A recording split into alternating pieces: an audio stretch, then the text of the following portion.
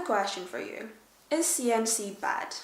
If you don't know me, I'm Lara Skye, I'm a professional dominatrix, and there's been a discourse on Twitter the past week or so about what CNC is, whether it's dangerous, and I just feel like a lot of people are kind of jumping in, trying to villainize it when they don't really know what it is. So I thought I would open up the conversation a little bit, obviously keep it YouTube safe, but try and give people a background so they know more about what it is and what it means to people in the kink community.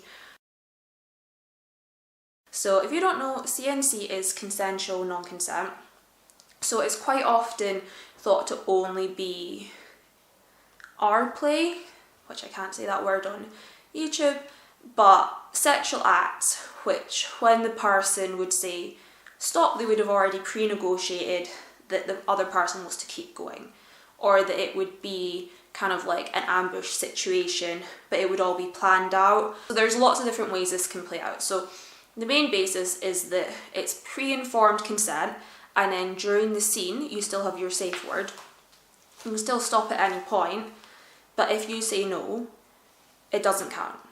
Unless you use your safe word, no matter how much you scream, no matter how much you say no, the person won't stop. I mean, generally what would happen during a CNC scene is that if you seemed very, very distressed, the other person would stop and they would check on you, they would break the scene, no matter what, because some people can have really bad responses, or they can forget their safe words, or they can get too into the moment and things can go too far. So R play is one form of CNC, but it also follows things like, as I've just said, if you only get to use your safe word and nothing else means, so no means nothing.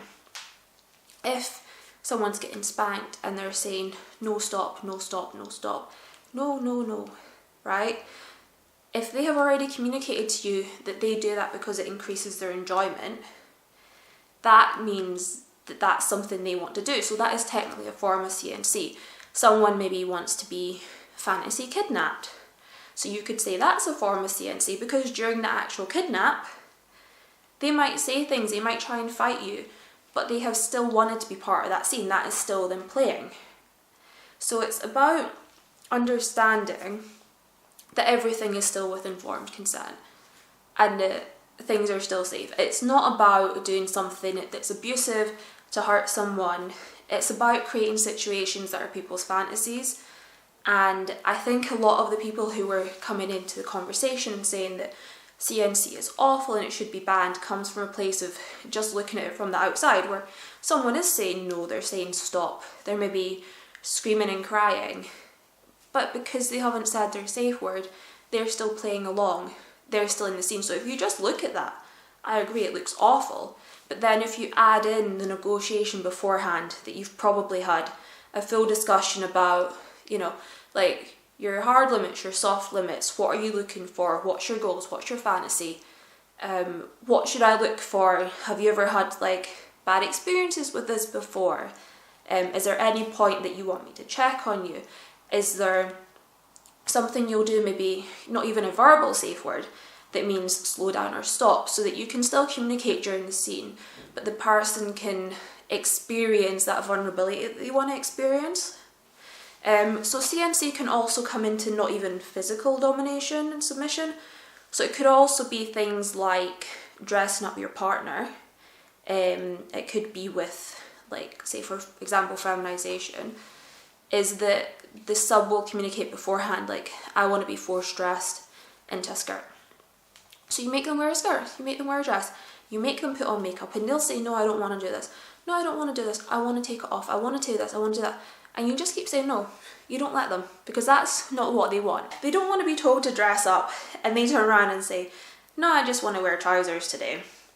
And you let them. So part of their play is this kind of like pull and push, knowing that this is what they want, but they want to be almost forced into it.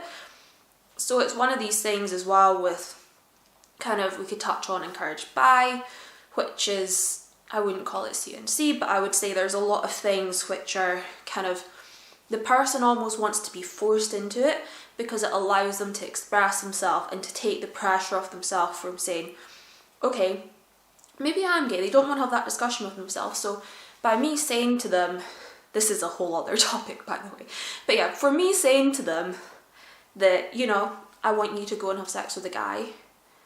I didn't just decide that. They have come to me and they've said, I really want to have sex with a guy, but I want you to make me.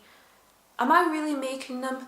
No. But it takes that pressure off them, and it means that they can actually do something they enjoy without having to go through that sort of mental process. So it all kind of falls into the same category of your dominant taking control, or the person who's controlling the situation, taking control with consent, with knowing what's going to happen, with your boundaries, and really making quite a safe situation of something that could be quite scary otherwise.